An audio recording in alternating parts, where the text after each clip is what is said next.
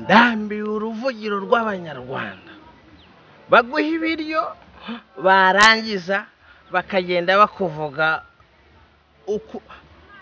uko bateye umugongo bakuvuga reka nze mbahigira imitwe yindi nta kuntu nabaho nkingegera izi rinete zirabinkorera n'akagakonisha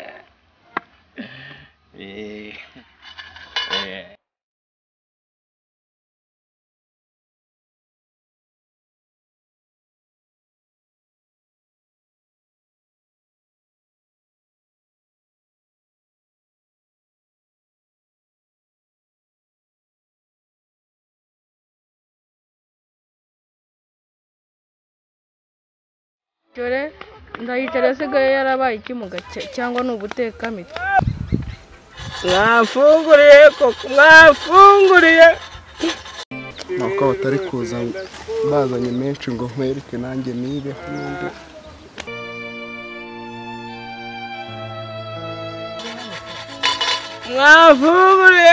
mwafunguriye kwizarinyije koko mwafunguriye urakicwa n'umuruho gusa ibiceri ubwo na kiriya nacyo kigatanga ijana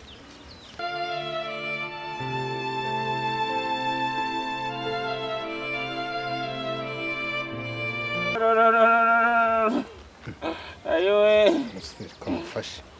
munamugara buri kimufasha n'ikimutunga n'ikimusunikiriza rwose amana y'isi n'ijuru ayowe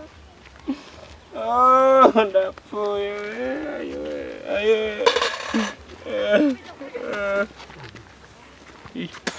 ukicwa nakishe sogokuru gusa igiceri cy'ijana ubuse cyangeza kuki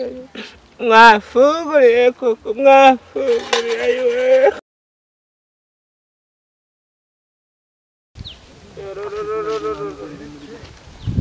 na mitiweli we ndashaka ya mitiweli we mwafunguriye uyu muntu nta kintu ngo tumufashe nta kibazo uyu muntu twamufasha hano hari ibiceri mfite twarebamo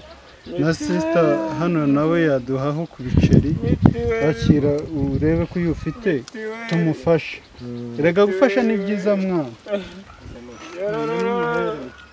itariki zangireyeho rwose imana ibakurikiza umugisha utagabanyije pe abana batwite ubu ni abakire n'impumyi itari babayihaye inote y'igihumbi yakanze mwereke ko nta mazamba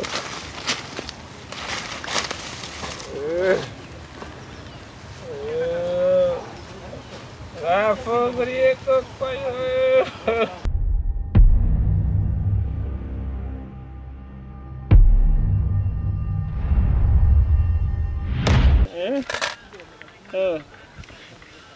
kanze nkwerekesha